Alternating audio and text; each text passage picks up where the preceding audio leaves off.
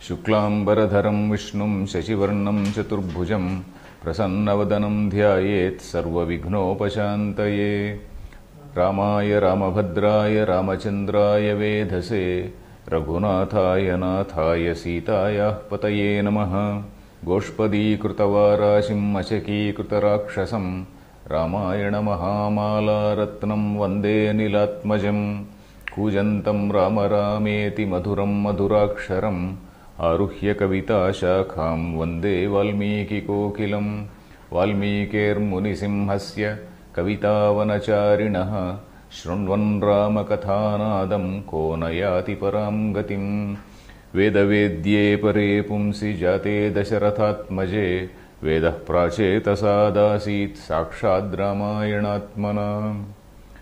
Our salutations to the divine persons Rama and Sita, personifying dharma.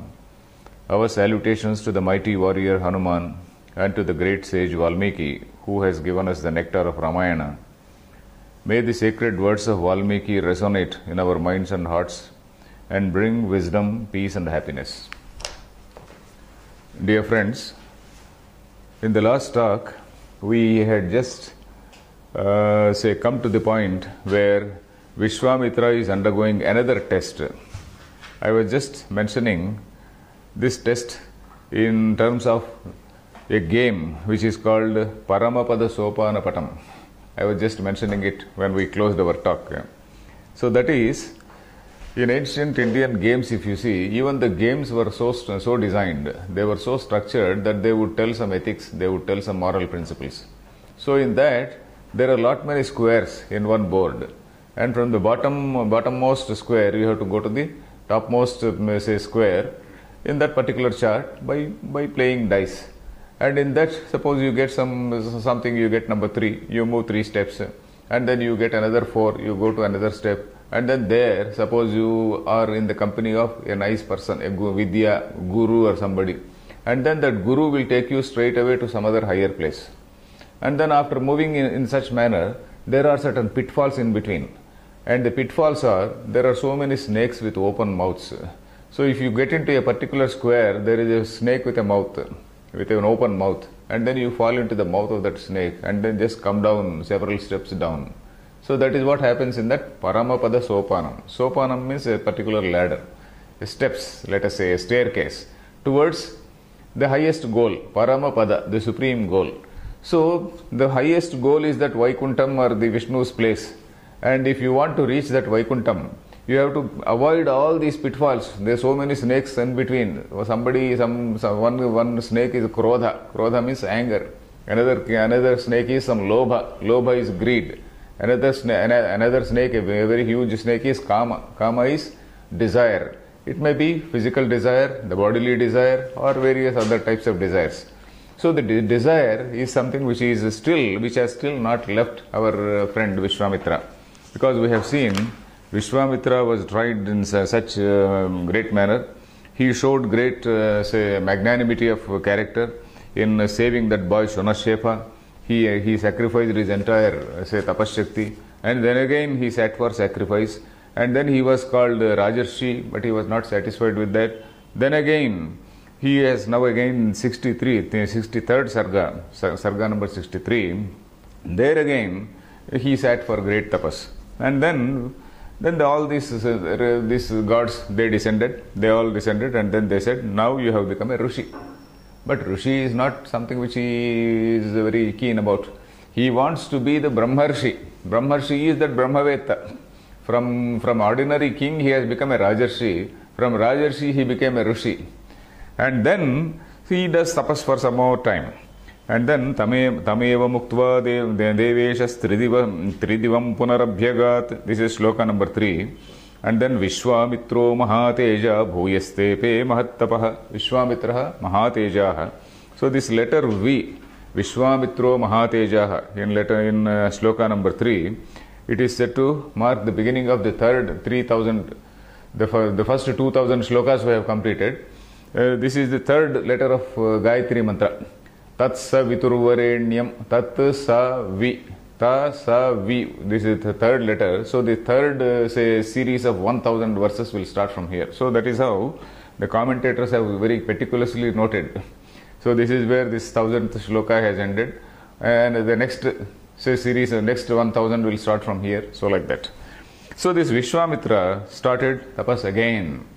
Then again, after some time, it so happened that he was in a particular place called Pushkara Kshetram. It was a nice kshetram where there was a lot of water and then some sort of, maybe some huge pond-like thing.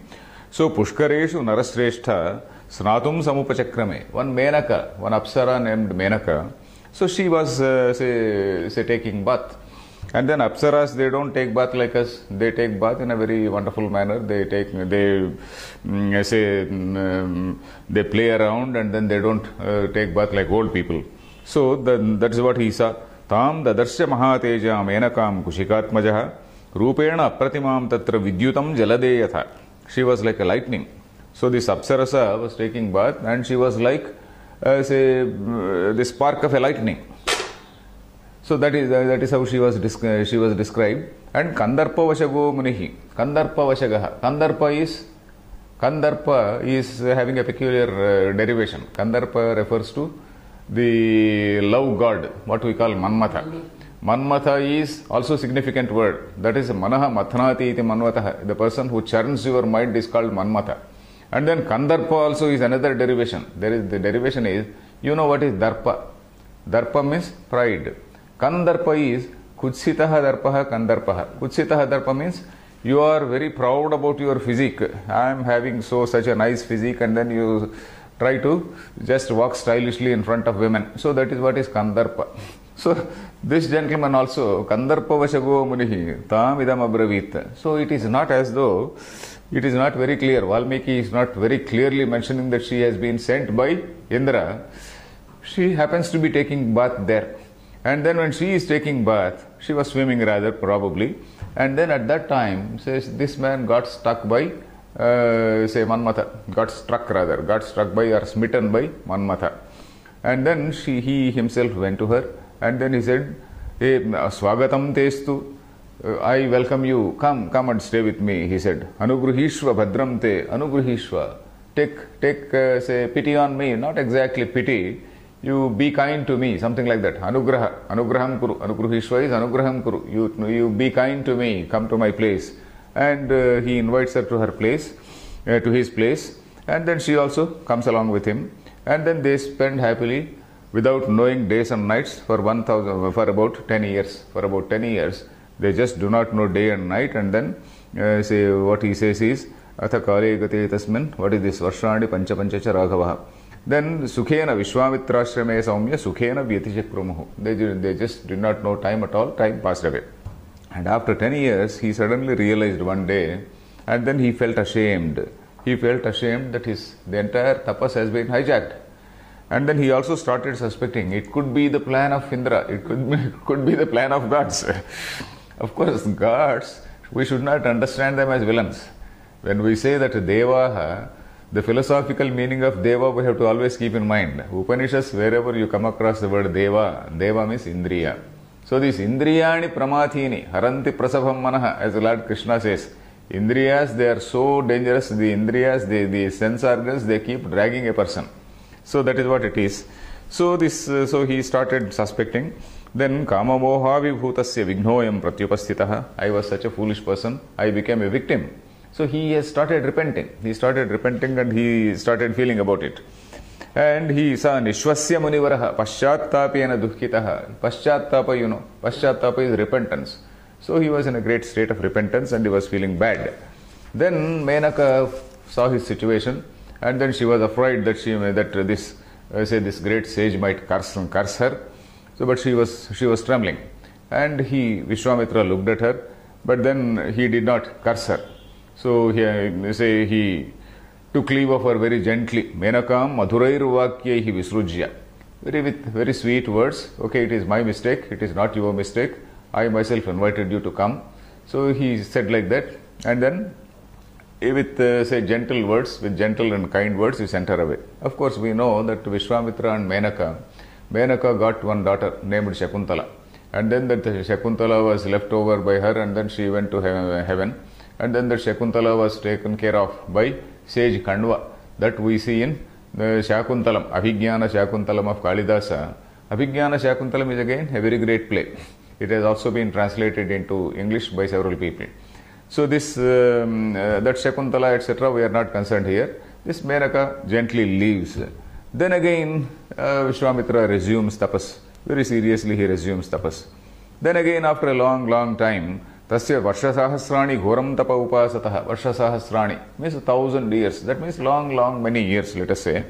The Devas again come to him and then they proclaim him as a Maharshi.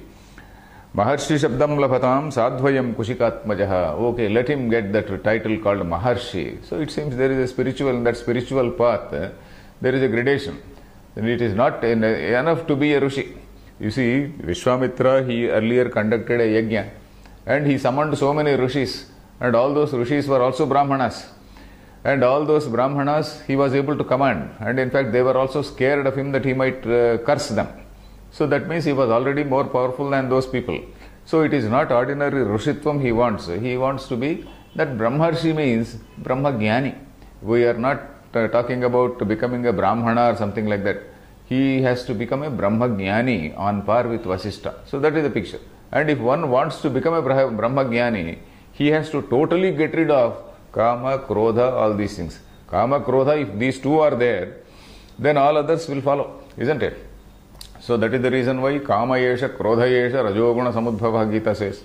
And again Krishna says in another point, Kama, Trividham Narakasyedam Dwaram Nasanamatmanaha. There is a threefold path to Naraka, to hell. What is that? Kama, Krodha and Moha. So these three things have to be left. So now he is being tested on those three. It is only when a person overcomes all these things, then he can be a Brahmagyani. Otherwise he may be a great scholar. Vishwamitra, no doubt he is already a great scholar. And then he is very well read in Vedas, and then he is so powerful, he has got all other powers. But then this Brahmagyana, that Brahmavit Brahmaiva Bhavati, he is not able to reach that standard because of his basic problem with Indriyas, the basic problem with Kama and Krodha. And this test regarding Kama and Krodha is going on here. So here, then they say Maharshi Mukhyama, Maharshim Rushimukhyatvam Dadami Tava Kaushika. Brahma comes. Brahma means that four-headed Brahma, the creator. He is somewhat like a chief examiner. So all these devas, they are always examining him, and by Brahma we can compare him. Just to have a general light parallel, we can compare him to a chief examiner. So he comes and then says, okay, now you have become a Maharshi. But then he says, no, when you say that I am a Maharshi, does it mean that I have become a Jitendriya? I presume that I have become a Jitendriya. Jitendriya means one who has conquered the Indriyas, one who has conquered the senses. Can I presume like that? That is what he says. Brahma says, no. Tamuvacha tato brahma natavatvam jitendriya. Not yet, my dear son. You have not yet become Jitendriya. You have to yatasva munishardula. Yatasva, you please try some more, for some more time. Then he thought, Vishwamitra again sat for tapas. Earlier he was taking food. Now he stopped taking food also. And then he was living by just pranayama, just by breathing air only, just living by air. And very serious tapas. Urdhvabahu niralambo vayubhakshas tapascharan. Urdhvabahu. Urdhvabahu is holding his hands up. Niralambaha, without any support. And then vayubhakshaha. Vayubhakshaha means just having air only as food, nothing else. And then gharme panchatapa bhutva. Gharma is garmi. Hindi word garmi. Garmi is that summer, hot summer. Panchatapa bhutva. Panchatapa means fivefold agnis. Fivefold agnis in literal sense and also in metaphorical sense. Literal sense is, it seems in olden days whenever these people, they took up very serious tapas. On all four sides there will be fires. And then on top there is a hot sun blazing. So this panchatapa is that fivefold tapas. And then another metaphorical meaning or a figurative meaning is the five senses, controlling the five senses. Though the five senses are dragging him in so many directions, he is just avoiding all those things, and then he is just concentrating on his meditation. That is panchatapa. Panchatapa bhutva. Varshasu Akasha Samshrayah. And even in rainy season, he was just standing openly in the open air and the rain was falling on him. And then Shishire Salileshai, Shishira. In winter, he was in some pond or lake or some such thing, and then in a pond he used to stand in the Shishira. Shishira Rutu is that winter. And then he was doing tapas, he did such ghora tapas. And absolute control on senses, and gods and devas, the Indriyas, let us say, got worried. And then Indra, he summons whom? He summons Rambha, and then says, now we are entering the 64th Sarga. 64th Sarga, this is the first line is by Indra. Surakaryamidam Rambhe Kartavyam Sumahatvaya. Hey Rambhe means hi, my dear, hi Rambha. You have to go and somehow tempt. Lobhanam Kaushikasyeha Kamamoha Samanvitam. This gentleman has not yet overcome Kama. So you have to go and then again test him. So Kamamoha Samanvitam. He is still Kamamoha Samanvita. Indra also knows. So again he tells to Rambha, but Rambha is rather scared. That that sage may curse her. And then she says, oh my dear, oh Lord, this sage is a very strong-minded sage, and he is also very angry. Krodham utsurukshiyate ghoram mai deva nasamshayah. He will be very, very angry with me. He may even curse me. Then Indra assures said, no, don't be afraid. We will be along with you. I am coming along with you. I will become a kokila. Kokila means a cuckoo bird. I will become a cuckoo bird. And then my friend, this Vasanta, this Cupid is Manmatha, that Manmatha also will come along, and then he will also add to the ambience. So he will create such a nice ambience. So that is what he said. Then okay, Rambha also goes. And then it so happens, and then there was a nice pleasant climate created by Manmatha, and then this cuckoo is very gently cooing, and then Rambha also starts singing, and Vishwamitra for a moment he gets attracted for a moment. Kokilasya tu shushrava valgu vyaharata swanam samprahruštena manasa sachainam anvavekshata. So he felt delighted. Vishwamitra felt delighted, and for a moment he got attracted. Then immediately he also realized, because there was such an artificial climate, it was not a natural climate. There was a Kokila Shabda, then this Rambha singing in her presence, making all types of gestures. So naturally, so he got alerted, and then he said, oh, this is the work of that Sahasraksha. You know that Sahasraksha? The thousand-eyed man who is forever vigilantly watching whether this man is committing any mistake. So Sahasrakshasya tatsarvam vijnaya manipungavaha. We see that Valmiki is using some words in a very intelligent, very measured way, let us say. Wherever he wants to say that Indra is very carefully watching, he uses the word Sahasraksha. In another place we saw the word Pakashasana. That is a person who measures what is the karma phalam of a person. So that is what we saw. So then Sahasrakshasya tatsarvam vijnaya. So he realized that it is by Sahasraksha. Then immediately he curses Rambha. Okay, now you have come on at the behest of this fellow Indra. You go and become a stone.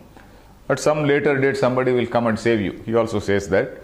And then now what does it prove? Anger is still very much there.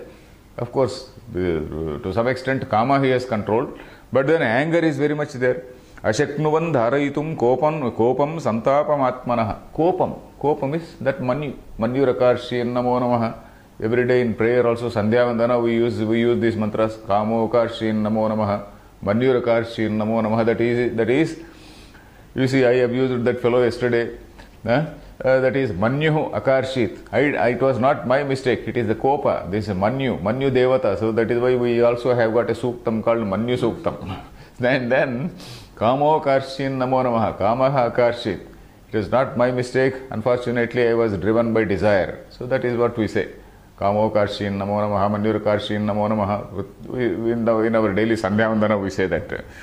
So then, kopena cha mahatejas tapopaharane krute. By this kopam, because of this kopa, tapopaharana. That tapa got exhausted. That tapas shakti got exhausted. That is the reason why people say, if somebody insults you, you need not take it. You see, when you are on the spiritual path, I am talking about a person who is on the spiritual path. Even if somebody insults, it is his foolishness, because a person on the spiritual path by himself, he will not commit any mistakes. He will not commit any mistake. So if somebody mistakes him and then does an insult, so he should not bother about that insult. And if somebody honors also, he should not bother about that honor. That is the reason why they say, avamanat tapo labhaha, sammanatu tapachhayaha. If somebody say insults you, that is tapo labha. Because then you will start thinking. You will start thinking about why exactly did he do that? Is there any mistake on my part? If there is any mistake, I will try to rectify. Because a person on the spiritual path, he will try to rectify his mistakes. But then a person who is not on the spiritual path, he will go on a war path. His spiritual path is different from war path. So, sammanatu tapachhayaha. Suppose somebody honors you a lot. And even if you are a very, very vigilant, careful person, you will be temporarily carried away by, suppose you attend a meeting. In that meeting, so many people praise you. They start praising you. Oh, he is such a great person. Then you get carried away by that praise. So then tapachhaya, then your tapas has come down, because you are elated. You are easily elated. Like a balloon, you are elated, and then that balloon can break sometime. So that is the problem. So Vishwamitra, so indriyaihi ajitai Rama nalebhe shantimatmana. That is, he was not at peace within himself. Then he declares, no, from now I will take a very great resolve. I will not even breathe air, and I will stay like that. Not even breathe air means that is what is called kumbhaka. Kumbhaka just stays like that. Kumbhaka, he has just breathed air, and then he just stays there like that without talking at all.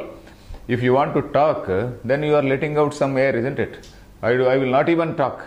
He just doesn't open his mouth. That is what he says. Athava nochvasishyami. I will not even do uchvasa. Uchvasa is breathing in. Uchvasishyami. Samvatsara shatanyapi. Even hundreds of years I will stand like that, and I will see, even if my body becomes totally debilitated, I will stand like that. And then when he says, as long as I will not attain Brahmajnana status, I will remain like that in that Kumbhaka avastha. So he does tapas like that. And now we come to 65th Sarga. Sarga number 65. Then he goes to another direction. So and then he tries to do tapas. And then after about 1,000 years, now that tapas has fructified. And then Kashtabhutam Mahamunim Vignair Bahuvir Abhutam Krodho Nantarama Vishat. So then he was doing tapas for such long years. His body became very, very shriveled and stick-like. Kashtabhutam. Kashta means a stick. A stick-like. That means he was just a pack of bones. And then Vignair Bahubhir Adhutam. Though he was being moved about, Adhuta is trying to shake somebody. That is, even if he was being shaken by certain impediments, some obstacles, he never got angry. Probably some other damsel went and some other person tried to do something. So with all those things, he never got disturbed. And then after long time, he then after that 1,000 years of tapas, then one day he prepared his food. Now my 1,000 years of tapas is over, and then he wanted to take food. And right at that time, Indra again wanted to test him. He came in the guise of a Dvija. He went in the guise of a Dvija and asked for food. And if somebody comes for asking for food, it is the duty of a person to give food. So then in the Vishwamitra, though he had prepared the food after 1,000 years, so he gave away that food to Indra without any type of any type of sentiment, without any type of feeling in his mind. That is, without any type of displeasure, without a word of displeasure, without any emotion, he just gave away. And then again sat for tapas for some more time. At that time, all the people, then all these gods, they again discuss. Gods have a conference. Oh, his tapas shakti is growing. And then we have to jolly well declare him as Brahmarshi. That means, again physically, we should not take it as though some Adhidaiva level, some gods are sitting there and then examining this man, etc., etc. This again we can take an Adhyatma meaning. We can see this story at two levels, Adhidaiva level and also at Adhyatma level. Adhyatma is that internal transformation which is going on in Vishwamitra. Then Bahubhih Karanair Deva Vishwamitro Mahamunihi Lobhitah Krodhitasyaiva Tapasacha Abhivardhate. 11th sloka. Lobhitah Krodhitasyaiva. Though he was being Lobhita means we were trying to hook him in some manner. So earlier they did one, they sent Menaka and then Rambha later, etc., etc. All that type of honey trapping got failed. So there is a word called honey trapping. So honey trapping is a word that is sending a woman, and usually it is used on some politically big people or some diplomats. Suppose you are in an embassy, working in an embassy. So some lady will come and then try to get the secrets from you. But here this honey trapping is not for such thing. It is for testing a man's ability, testing a man whether a person has overcome that the temptation. So that is the basic thing. In the spiritual path, he has to go above all these things. So then, Nahyasya Vrujinam Kinchit Drusyate Sukshmavapyuta. So the Devas are saying, we are not able to see any small weak point. Na kinchit drusyate sukshmavapi. Not even a small lapse we are able to detect. So that means such a great perfection he has attained. And then all the gods, they come to him. Then Brahma himself comes along with all the gods and then says, yes, now you have become a Brahmarshi. Now it is he has achieved his goal. Brahmarshe swagatam testu tapasasma sutoshitaha. 19th shloka. Hey Brahmarshe, how my dear Brahmarshi, swagatam testu. Yeah, we welcome you into the fold of these Brahmarshis. And then tapasasma sutoshitaha. We are very, very happy by your tapas. Because all this tapas, it is not as though they are punishing him. He is actually undergoing a process of transformation. That is the point. And then Brahmanyam tapasogrena praptavanasi kaushika. You have now become a Brahmajnani. It is not as though he has become a Brahmana or some such thing. We should not identify this thing that he was a Kshatriya and he became a Brahmana, etc. Not at that ordinary level. He became a Brahmajnani because even earlier he had become a Rishi. Then dirgham ayushchate brahman dadami samarudganaha. Now you go happily, we are giving you a very, very long life. Then Vishwamitra says, if I am really a Brahmarshi, let me have that authority to perform yajna also, because Omkarotha Vashatkaro Devascha Varayantu Mam. So Omkara and Vashatkara, you see, when somebody is performing a yajna, there are different Rutviks. Somebody reciting Rigveda, another man reciting Samaveda, etc., etc. There is this, the main person called chief priest, who is called Brahma. And that Brahma, suppose that man Yajurvedi recites some mantra. He says Om. Om means yes, let it be so. Om is in two ways. Om is that is ratifying somebody's action. May it be so. So somebody recites something from some Rigveda. He says Om. Then again there is another term called Vashatkara.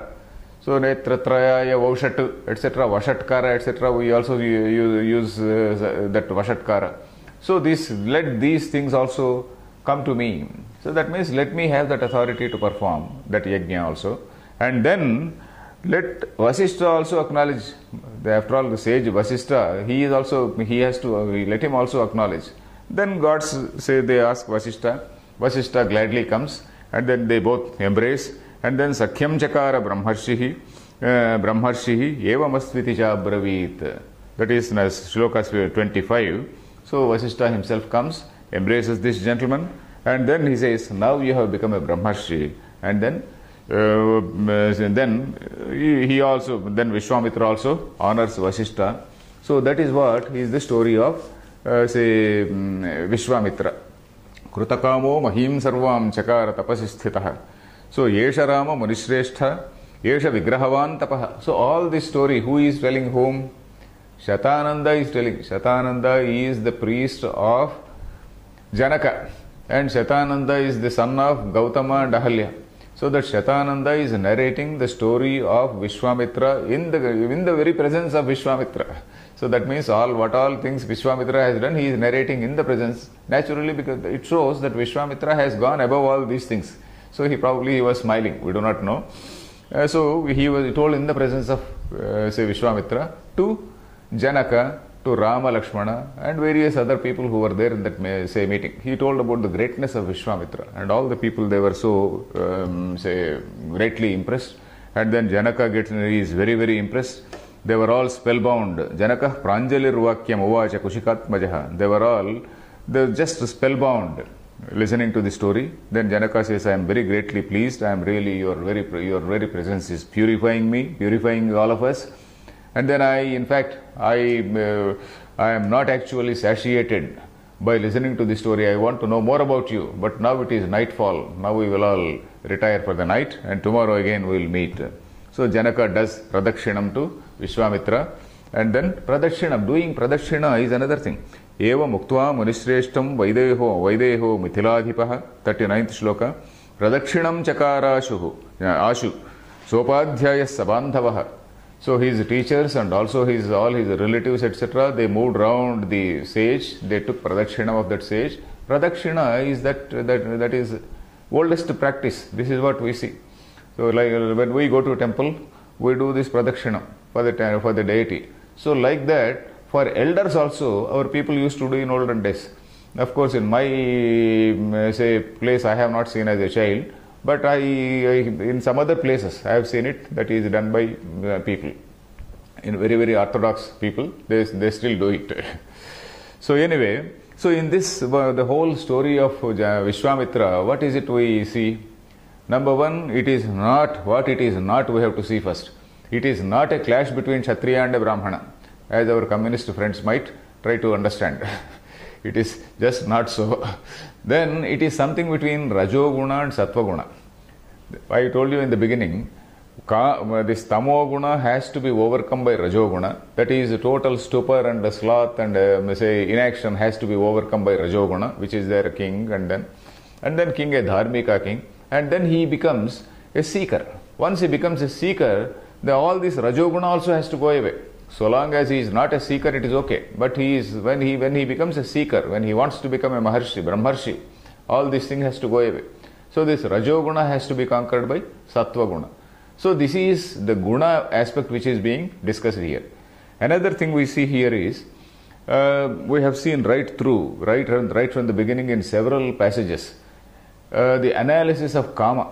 I was telling you what our elders say is that Ramayana analyzes kama in various aspects, from various angles. And Mahabharatam analyzes krodha. That is Duryodhano Manyumayo Mahadrumaha, they say. So that Manyu is anger. So he is like a huge tree of anger. So that is Mahabharata. So that the element of kama has also been analyzed. Then we also see that the gradual spiritual process. We know one famous line from one famous shloka, Janmana jayate shudraha, karmana dvijavuchyate, veda pathena viprasyat, brahmajnanena brahmana. So that means everybody who is born into a society, he is born as an ordinary, human being. So at that level, he is totally unrefined person. A Shudra is somebody who is an unrefined person, somebody who has not been trained in the process of dharma. Of course, we can't say that all Shudras are like that, because there is so much of tradition, and all the people, they are also exposed to, there is so much of tradition. But we are talking about a young boy. We are talking about a young boy who is just a Brahmin. He may be born in a Brahmin family, wherever he is born. First thing is, he is a Shudra. Karmana jayate dvijaha. By process of some ritual, by undergoing some ritual called Upanayana, whatever it is, so he becomes a dvija. That means he is taught about certain dharma. You do this, do not do this. He has to follow dharma. He may not be able to understand the meaning, but he will follow. So he is at that level. He will just follow. Yes, you recite the mantra, he will recite the mantra. So he has become a disciplined person. From an indisciplined person, being led away or being guided by some natural instincts, he becomes a disciplined person. He is trying to control himself. That is the level, dvija. And then what next? The next stage is trying to know why he is doing that. It is not as though he is blindly following the certain things. He tries to know. That is Veda Patena Viprasyat. By doing this Veda Pata, by studying the Veda, etc., he understands the meaning of dharma. He understands why he is doing it, and then he knows and does, or rather practices dharma. So that is that level. Then the next level is Brahmajnanena Brahmana. That is only by knowing Brahma. Means knowing Brahma at intellectual level is okay, but that is not Brahmana. Knowing Brahman at an intellectual level is not Brahmana. You are a scholar, okay, but getting rid of all these kama, krodha, etc., then you are a Brahmana. So that is what is the process which we see. That is, we see in that Upanishad also, where he goes beyond dharma, that is anyatra dharma, etc., we hear in Kathopanishad. So these are the points which we have to see. And then commentators also have written on this. Say for example, Govindaraja, he very clearly notes, only a person who has gone beyond this kama and krodha is a real Brahmana. Person who has gone beyond kama krodha does not mean an old man who has gone beyond kama. An old man, he is not capable of any kama. We are not talking about that. We are talking about an ordinary man who goes beyond it. So we have to see this story at these levels. That is at an adhidaiva level, that is internal transformation within a man, that is spiritual, in that person on the spiritual path. And of course, you can also relate from the point of view of a Purana. You can also call it adhidaiva level. Brahma sitting there, and then Indra there, and then some apsaras are coming, and then some other person is coming, etc., etc. So in this way, we have to understand this whole story. That is, there are sattva gunas predominance over rajoguna. So that is how we see. Then now we are entering this 66th sarga. That is the story of Shivadhanus. And now we have seen this Vishwamitra and all these people, they retire for the night. And the next morning, Tatah Prabhate Vimale Krutakarmanaradhipaha. Then on the 66th sarga, so then in the morning, all the people, they get ready. And then again they meet Vishwamitra and Rama Lakshmana. They go to say Janaka's place. And then Vishwamitra says, Etad darshaya bhadram te krutakamav nrupatmajau darshanadasya dhanusho yatheshtham pratyasyatah. Then he says in a rather significant way, Oh my dear king, so we have all come to see that that great bow which you seem to be having. You please show that bow to Rama and Lakshmana. Etad darshaya bhadram te, it'll be good to you. Then krutakamav nrupatmajau, their desire also will be fulfilled. It will be good for you. So what does it mean? That that Rama is going to successfully bend the bow. So that is what it means. That is what is called vastu dhvani. In any work of art, there is what is called a dhvani. Dhvani means a suggestion, a hint, which is coming to you in advance about, is a sort of thematic hint. In this process, the story is going on, and in this particular theme, he is already giving a hint that Kurtakamau, so their desire is going to be fulfilled, and it will also be good for you, he says. Then Janaka, he immediately says, yes, let it be so. And then he summons his messengers to go and bring it. And then he also tells some background story of this particular bow. And then this bow was used by Lord Shiva in the Daksha Yajna time. We know that Daksha Yajna.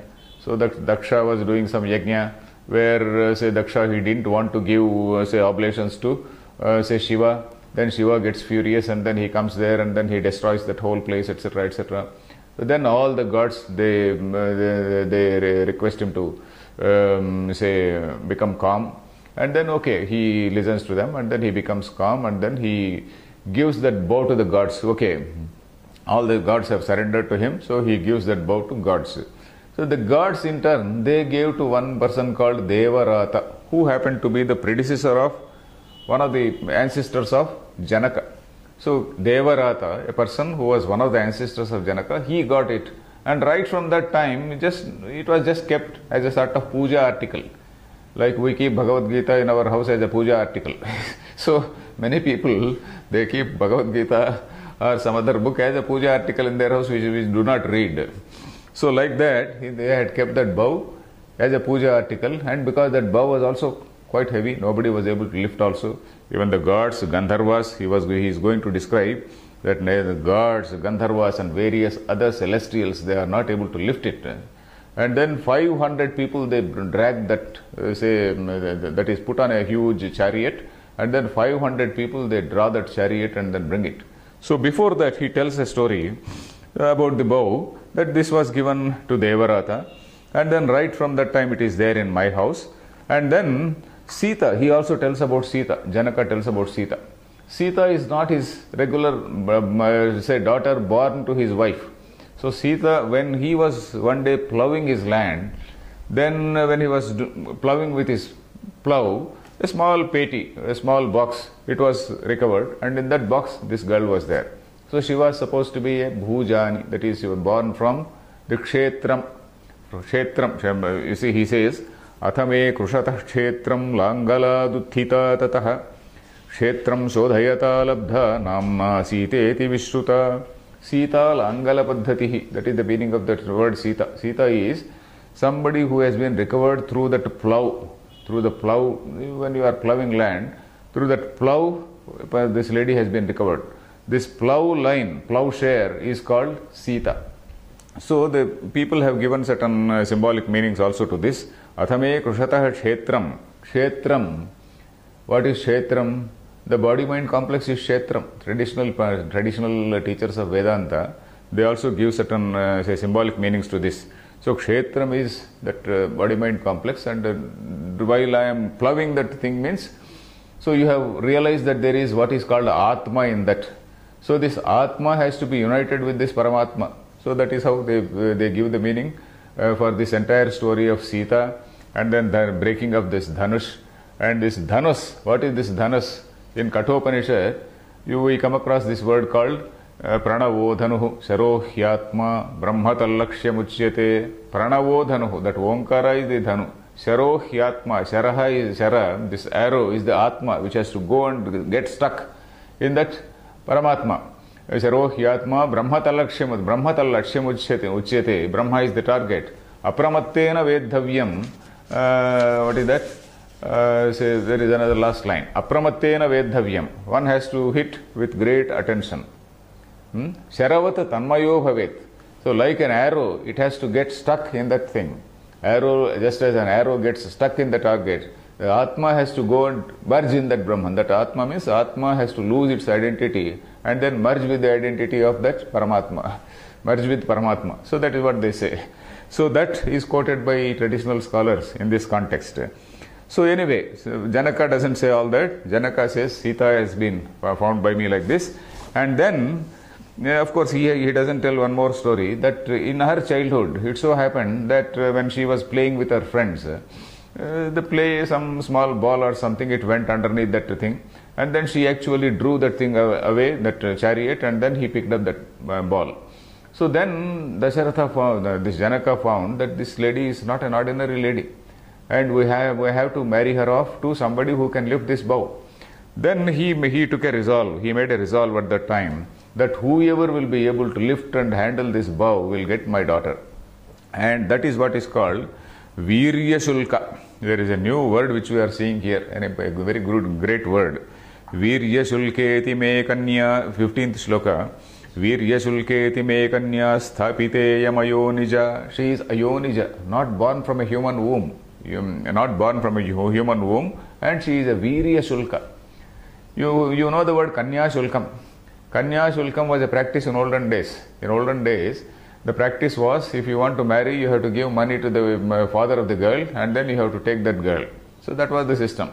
Now, of course, this system of dowry it is not an Indian tradition. It has come from abroad. It has come from probably the British. When the British came, for them, that system of dower, D-O-W-E-R, dower, is there for the English people. So probably that system of dowry came from them, whereas earlier we had a system of Kanya Shulka. If a man had to marry, he had to give money to the, father of the girl, and then he had to marry. So anyway, then what is the Shulkam here? What is the money or what is the money which you are giving? Viryam, your parakramam, your valor itself is the viryam. Viryameva shulkam. Virya shulka is Viryameva shulkam yasyaha sa Virya shulka. That is, she has to be won by valor. So that is the point. And then, then many people they came. Many kings came to, seeking her in marriage, and then, but they had to lift that bow, and then nobody could handle it. Nobody could even shake it. So that is what he said. And when they could not handle it, then they thought this Janaka is unnecessarily, he is not giving his daughter, and then he is using it as a pretext. Let us forcibly defeat him. So they don't actually invade. They do a sort of blockade on that whole city of Mithila. That is what he writes.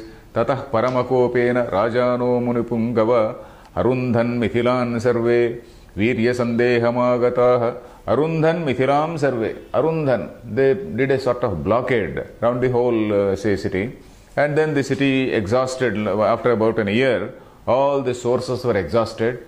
And then he prayed to gods. Janaka prayed to gods, and then gods became, kind. And then they gave him Chaturanga Balam. They gave him an army. And then with the help of that army, Tato Devaganan Sarvans Tapasacha Prasadayam Daduscha Paramapritas Chaturanga Balam Suraha. They gave this Chaturanga Balam, this fourfold army. That is Shloka number 23. Then with the help of all that, he drove away all the enemies. He drove away all the enemies. And then why is he telling all this story? Probably it is a sort of hint also, because Janaka himself is not sure whether Rama would be able to lift the bow. So it is actually a hint that kindly don't attack me. If you, in case you are not able to lift the bow. Maybe Janaka, he is telling all that story, or rather it is also an information to us given by Valmiki, general information given to us. Then at that time, all these people, then now we come to the end of the 66th Sarga, and we now come to 67th Sarga. In this 67th Sarga, actually Rama breaking the bow. Then the point which we see here is, we see in our movies, there is a big Swayamvara. Swayamvara is a system where the king or somebody announces, I am going to marry. Whoever wants to marry me, line up. I will choose my, would-be husband. So that is this practice. That practice was also probably there in olden days. And that is the reason why in some versions of Ramayana, we see what is called Swayamvara, Sita Swayamvaram. And then probably it was Valmiki. It is not in Valmiki.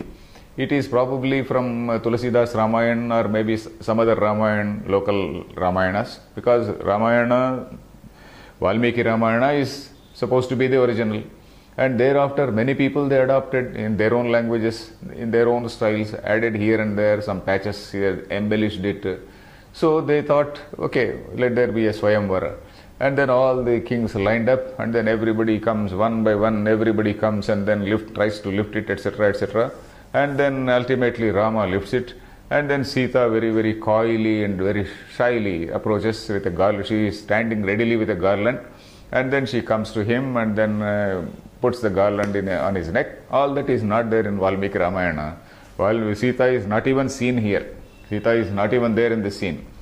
So merely that 500 warriors, tall and well-built people, they write Runam Shatani Panchasat Vyayatanam Mahatmanam. Vyayatanam, very tall, well-built people. They draw that huge casket in which that bow is kept. Huge casket in which that bow is kept. And then they say, yeah, here my lord, we have brought this gun. This great bow. And then this great bow, this is the bow which is being worshipped by all your forefathers. Yeah, now we have placed it in front of you. So then and they also say, Naitat Suraganas Sarve Sasura Nacha Rakshasaha. Then the ministers who are nearby, they say, oh, this bow is something. Everybody starts commenting when a wonderful thing has been displayed there. All the people, they start commenting. So they started saying, oh, this is something which nobody could lift. Even the gods, they could not lift. Gandharvas, all other celestials. Oh, very many Rakshasas also, it seems. Many Rakshasas also, they came.